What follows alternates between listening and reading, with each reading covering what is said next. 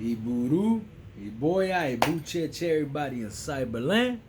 It's your favorite Babalao. At least I hope so. Omo Odileke, coming at you. So, I wanted to do today's video because yesterday, on my time zone, we ended up celebrating Yemaya, right? So, my Farafun Yemaya on her feast day. And I thought it was important, and I wish I would have got this video out prior.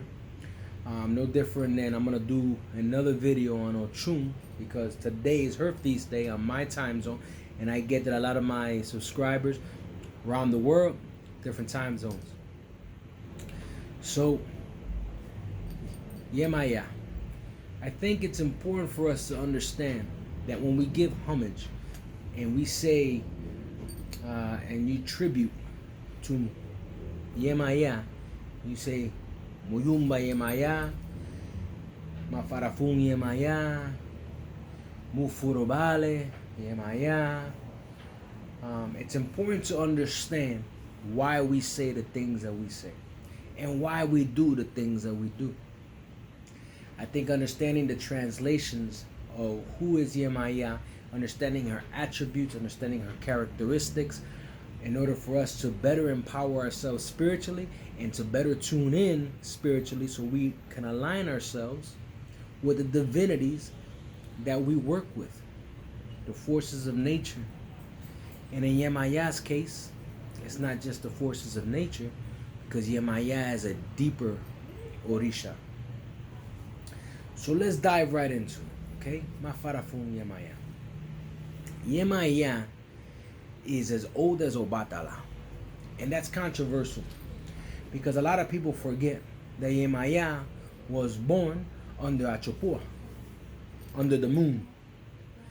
And Obatala was born under Olorun, the sun.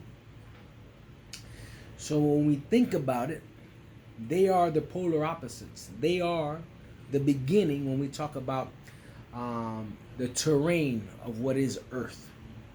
And we talk about that she is the mother of the world and Obatala is the father of the world when we talk about Earth. But when we talk about the moon and we talk about the sun, are we not talking about something more celestial? Are we not talking about something more when we talk about astronomy to a certain extent? Our faith is a lot deeper, especially within the land of Ifa, when we start talking about things that are universal. So when we talk about Yemaya and we talk about the moon has many different packs as well. Yemaya being born from the moon and the moon having a pack of its own where it draws a lot of its energy from the Eguns, then we got to look at Yemaya in the lens of Eguns. Yemaya is a very complicated Orisha. However, Yemaya is to be understood as the mother of the world. She is more than that.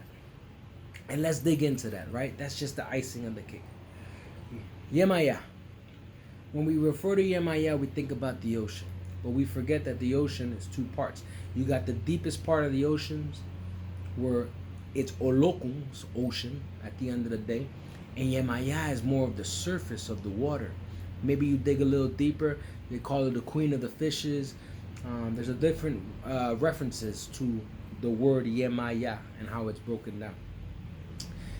Yemaya is also the mother of many secrets. Okay, because Yemaya is a very old Orisha, Yemaya is known by many to be somewhat of an essence on earth of Olodumare. No different than everything was created by Olodumare in one way, sense, or form. So that's very important to understand. And that's controversial, and I get that. And I'm not trying to get into it with anybody on philosophy. I'm just trying to give people an understanding of who Yemaya is. So when you talk about the mother of secrets, we also got to remember that Yemaya and a lot of the patakis, and I can go all day because I've done my own research, and you look through the tratados, right? The workings on how you do a Yemaya when you talk about a crowning ceremony, how do you crown Yemaya and so forth, we got to look at things like Iwuri Mei, Baba Yolbe, okay, which is our primary sign, our very first sign. Irete Ika, Ochedi or Odiche. Ikamei for Ifa, and I'm only speaking Ifa. All these speak about Yemaya. And they speak about the secrets that Yemaya has because of the pacts that Yemaya had with so many other Orishas, so many other powerful Orishas, like Orisha Oku, like Olokun, like Odudua, okay, even Orun. So when we think about it, and we think about Orun, we think about the Eguns, right? So let's reverse that. We just think Eguns. Yemaya lives on different layers of characteristics and attributes of life. When we talk about Olokun, we talk about the deepness of the oceans. We talk about the seven seas, and we talk about the richness. And Olokun, in one of Yemaya's past, gave her the keys to all the riches. Okay? And Ododua, and the pack with Ododua, you talk about the pack of the Eguns, because one of Yemaya's past has got to walk through some of the secrets of Ododua, which is important why children of Yemaya had to receive Ododua. Orisha Oku, her relationship with Orisha Oku and the land itself. Okay, because if she's from the ocean and Orisha Oku is the pack from the land, why is it that Yemaya can walk on both water and on land? So when we start to think about those things, we start to manifest a different type of picture of who Yemaya is. So far, right, we kind of touched on a few things. We talked about the moon, we touched about Olokun, we talked about Orisha Oku, we talked about Dodua, we talk about the Eguns. We talk about how her relationship is not just in Ocha, but her relationship is also in Ifa, and it goes deep into Ifa. When we think about Yemaya, we think about the owner of secrets, you think about spirituality, okay, because of the Egun side. So now I want to talk about the children, the sons and the daughters of Yemaya. The sons and the daughters of Yemaya are typically very strong spiritually, right? They're typically spiritualists. They have a very good way of maneuvering the Eguns. But the children of Yemaya also have complicated steps and roads. And the reason why is you have to understand that the ocean is the ocean. The land is the land. And when you go from the ocean to the land, you cross this thing called sand. And what is sand? Sand is rocks, right?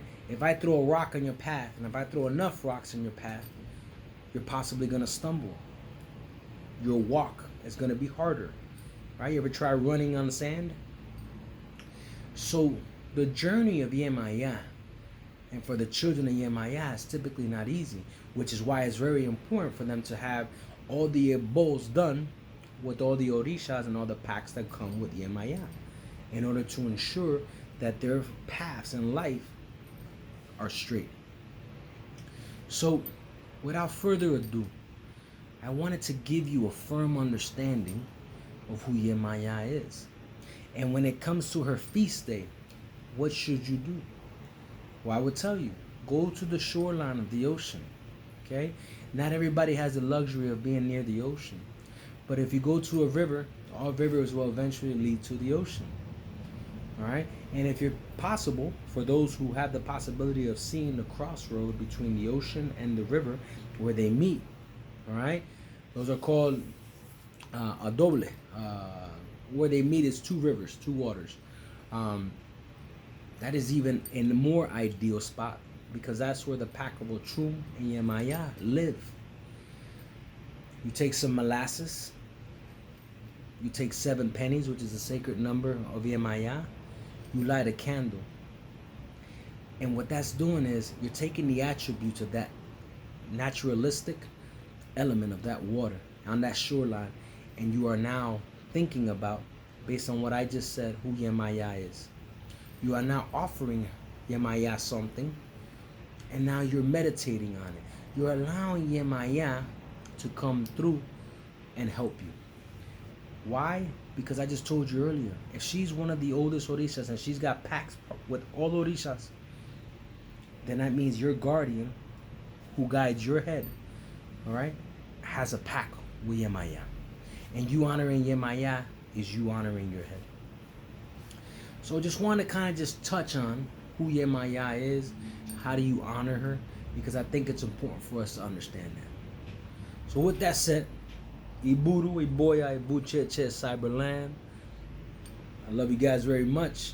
Give me a like, give me a share. Definitely, you guys need something, give me a comment, shoot me an email. La Regla de Ifa @gmail.com. LA.regla.ifa@gmail.com. La Regla de Ifa, so dots in between, @gmail.com. Or leave me a comment. If you shoot me a message or leave me a comment and I haven't responded to you, it's not because I'm ignoring you. There's many of you, there's one of me, and I would definitely try my best to get back to you as soon as I can. And with that said, Iburu, Iboya, Buche, Cyberland.